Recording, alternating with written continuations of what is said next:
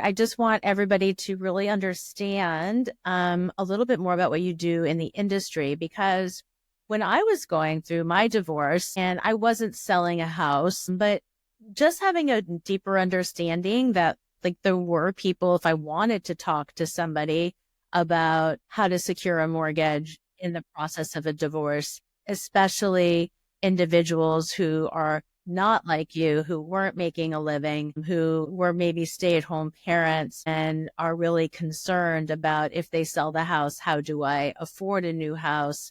And how does maintenance or alimony work into that? How does child support work into that? So can you talk a little bit about what it means to be a certified divorce lender, and how you can really help people who are really living in a place of financial fear right now because they just don't know what their choices are?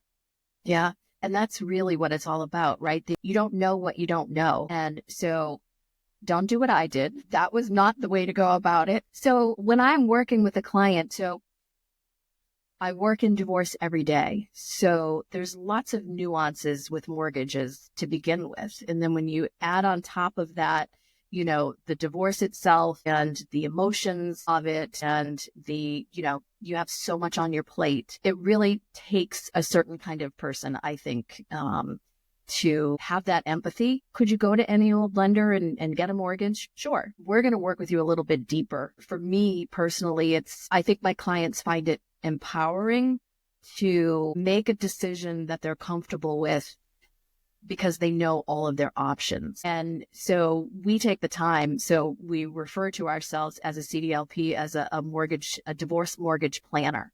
And really that's what we're working with our clients to do. We want to look at, as you're going through the process, not when your divorce is final and that final agreement's been signed, because once it's signed, that's it. There's no going back. We want you to know up front, likely you have an idea in the very, very beginning, if you're contemplating separating, if there's a family home, what are our options? And likely there's usually one spouse that maybe thinks I'd like to keep the house, but from there, they don't know. What do I do? How do we do this? And that's where I come in. So in the very beginning stages, let's look at what your situation looks like today. What does your income look like today? What does your credit look like today? What does your existing mortgage look like today?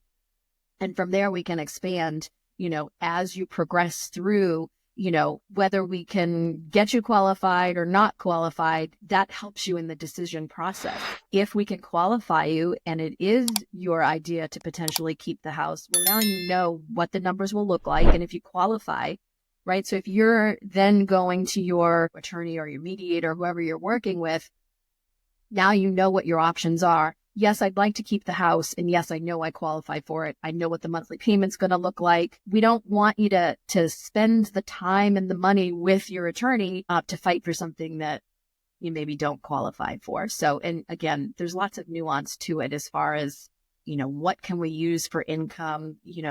There's all different types of income and how we can calculate it. And there's so many different mortgage programs out there. So we just do that bit of a deeper dive to help you know and empower you to make the decision that's right for you based on having all of the information.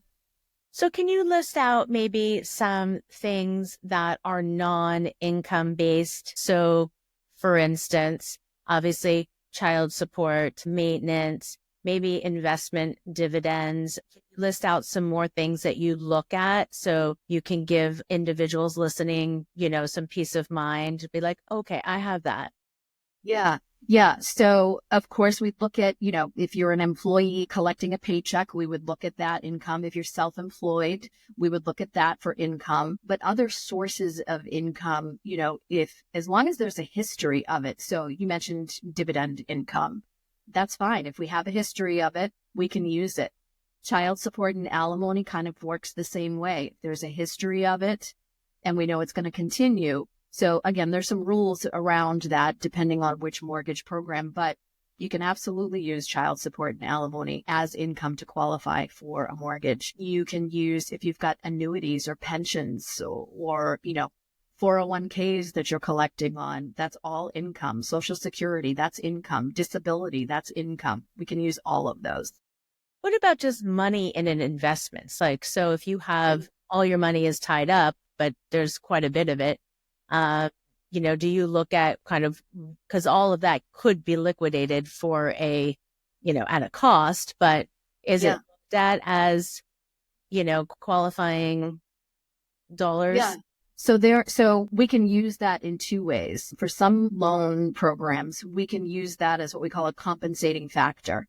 So if the numbers are tight with the income and it's maybe not going to fly, if we can show that there's savings, that can sometimes make the difference to qualify you. On the other hand, there are programs out there, and my company happens to have a bunch of them, where instead of using income to qualify you, we use assets to qualify you.